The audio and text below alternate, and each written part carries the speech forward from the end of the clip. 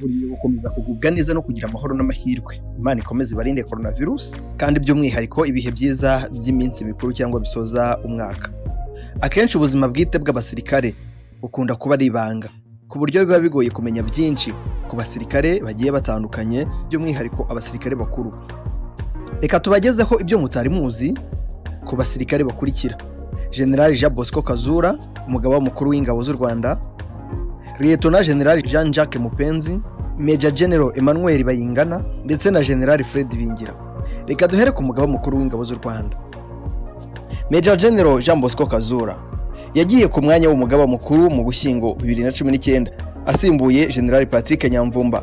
Kuva mu mwaka wa 2015 General Kazura yari umuyobozi mukuru w'ishuri rikuru rya gisirikare RDF Command and Staff College.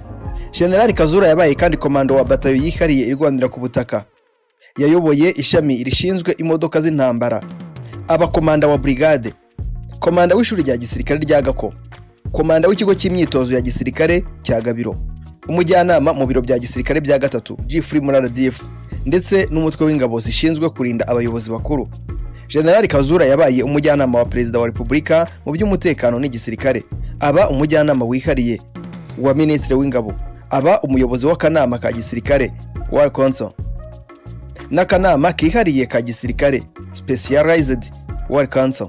Yungirije umuyobozi w'ingabo za RDF zari mu butumwa bw'amahoro mu ntara ya Darfur muri Sudani, ndetse ayobora ingabo z'ibihugu bitandukanye zari mu butumwa bw'amahoro muri Mali MINUSMA. Yize mu ishuri rikuru ryigisha ibya gisirikare muri Nigeria, yiga mu ishuri rikuru rya gisirikare muri Zambia.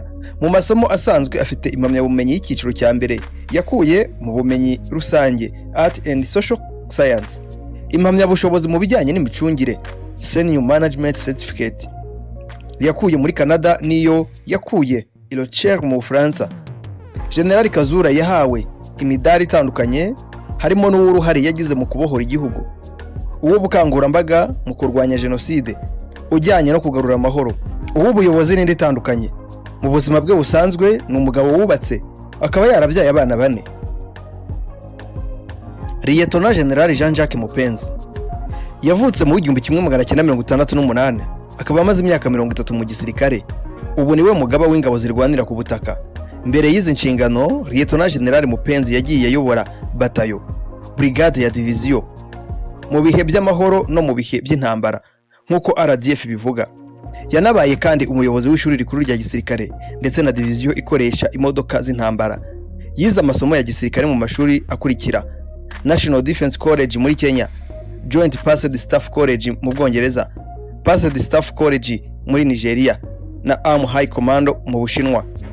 Afite impamyabumenyi y'icyiciro gihanitse Master's Degree mu masomo ya gisirikare yakuye muri kaminuza ya King's College i Londres mu Bwongereza, iy'amasomo mpuzamahanga International Studies yakuye muri kaminuza ya Nairobi muri Kenya. Afite kandi impamyabumenyi y'icyiciro cya kabiri cya kaminuza mu bijyanye n'imiyoborere Public Administration. Yayoboye batayo yari mu butumwa bw'amahoro muri Darfur, ndetse ayobora no mu ngabo z'umuryango w'abibumbye UNMISS mu butumwa bw'amahoro. Yagiye mu mahugurwa atandukanye yo kwagura ubumenyi mu myiteguro y'urugamba muri Afurika no mu karere ka Afurika k'Iburasirazuba n'izindi nama zijyanye n'ibya gisirikare. Lieutenant General Mupenzi nawe ni umugabo wubatse. RDF yemeza ko uyu musirikare akunda gukora siporo yo kwiruka, akaba akunda no gusoma ibitabo bivuga ku mateka y'igisirikare. Major General Emmanuel Bayingana cyangwa General Major Emmanuel Bayingana, uyu nguyu wamenyekanye cyane nk'umubyeyi wa Miss Rwanda 2021. Tariki ya 2 Nzeri 2019 nibwo Major General Bayingana yagizwe umugaba w'ingabo zirwanira mu kirere. Ubusanzwe yari umuyobozi mukuru wa Zigama CSS, banki y'igisirikare cy'u Rwanda. Major General Bayingana amaze imyaka 29 yinjiye mu gisirikare, akaba umwe mu bagize ingabo zatangije urugamba rwo kubohora u Rwanda tariki ya 1 Ukwakira mu 1990, rwarangiye tariki ya 4 Nyakanga mu 1994. Nyuma y'urwo rugamba yahawe imyanya itandukanye mu nzego z'igisirikare, irimo kuba mu buyobozi bw'urukiko rukuru rwa gisirikare, ayobora ishami rishinzwe iperereza muri RDF, aba mu buyobozi bw'ishuri rya gisirikare rya Nyakinama, aba umuyobozi w'igenamigambi mu biro bikuru bya RDF, ndetse aba umuyobozi wa komisiyo ya UNAMID yari ishinzwe guhuza impande zari zishyamiranye muri Sudani. Major General Bayingana yarangije amasomo mu ishuri rikuru rya gisirikare Ghana Armed Force Command and Staff College Accra muri Ghana. Yiga no mu ishuri ryigisha amasomo y'igisirikare kirwanira mu kirere Air War College riherereye mu birindiro by'ingabo zirwanira mu kirere bya Maxwell muri Alabama muri Leta Zunze Ubumwe za Amerika. General Fred Ibingira. General Ibingira yavukiye mu buhungiro muri Uganda mu 1964.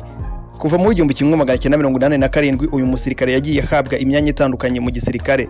Mu 1987 yayoboye platoon. Mu 1988 yayoboye company. Mu 1989 yayoboye batayo yitwa OPTO 21. Mu 1990 mu rugamba rwo kubohora Rwanda yungirije komanda wa batayo ya Task Force A. Mu 1991 yayoboye batayo ya karindwi. Mu 1991 kandi nanone yayoboye batayo ya A Mobile Force. Mu 1992 yungirije komanda w'ingabo za RPA zari mu rugamba rwo kubohora u Rwanda mu Mutara. Mu 1993 yayoboye batayo ya CO 157 Mobile Force. Aba na Vice President w'urukiko rw'igisirikare cya RPA. Mu 1994 yayoboye brigade ya 301. Mu 1998 yayoboye brigade ya 402. Kuva muri 2003 kugera muri 2010 yayoboye division ya mbere. Ubwo yavaga kuri izi nshingano yahawe kuba umugaba w'inkeragutabara.